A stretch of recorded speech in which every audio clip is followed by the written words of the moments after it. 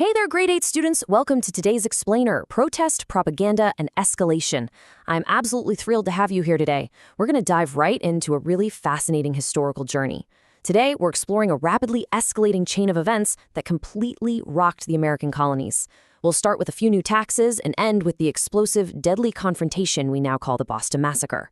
So grab your historical thinking caps. We're tracing exactly how colonial protests sparked a massive imperial response and how history itself can literally be twisted by propaganda. Here's our roadmap for today. 1. The Townshend Acts.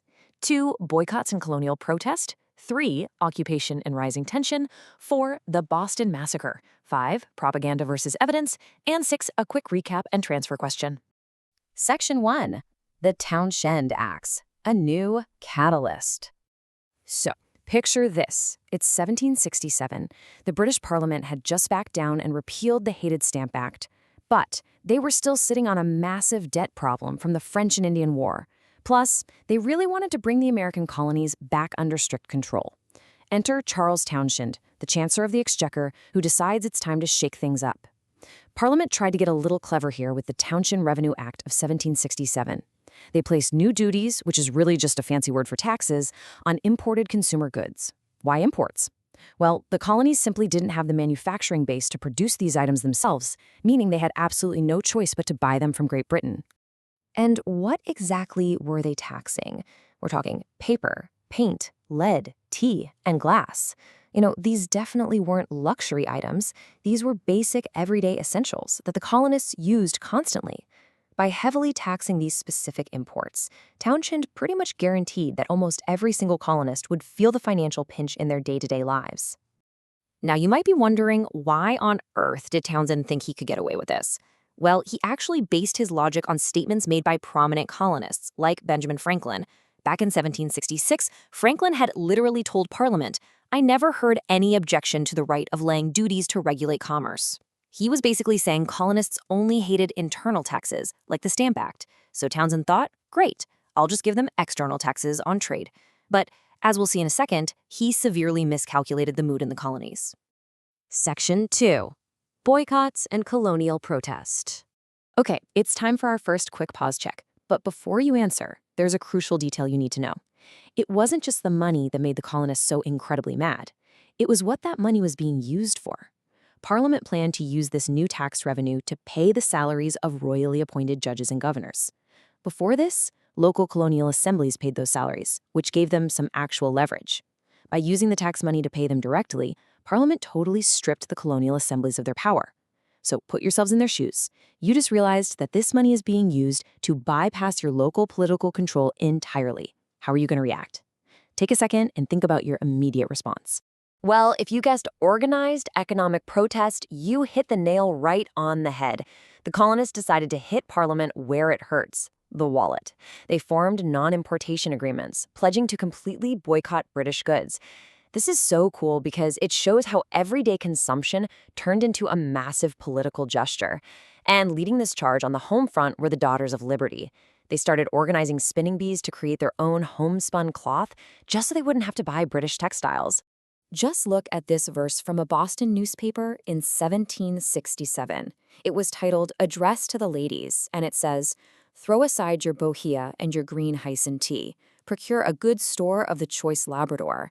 This is awesome because it beautifully illustrates how women were mobilized as vital political actors. By choosing local substitutes like Labrador tea over British imports, women were at the absolute forefront of this resistance. Section 3. Occupation and rising tension. So our cause and effect chain links up again. The colonial boycotts were seriously threatening British authority. In response, Great Britain decided to send 4,000 armed troops to occupy the city of Boston in 1768 to crush any potential rebellion. But right before those troops arrived, Samuel Adams had written the Massachusetts Circular. In it, he argued that Parliament was imposing duties to raise revenue and, in his exact words, grant their property without their consent. That core argument of unconstitutional taxation without representation is exactly what united the colonies, and it's what triggered that heavy-handed British military occupation. Now, there was a hidden dynamic here. Talk about an economic pressure cooker. Boston in 1768 had a closed labor system, and jobs were already incredibly scarce. And those 4,000 British soldiers, they didn't just stand around on guard duty. To make extra cash, they moonlighted as dock workers. So now you have armed, deeply resented foreign troops taking the very jobs that Boston locals desperately needed to survive. Section 4. The Boston Massacre. The tension in Boston had been building up for 2 solid years of military occupation. It all finally came to a head on the freezing, dark night of March 5, 1770, right outside the Customs House. Time for another quick pause check.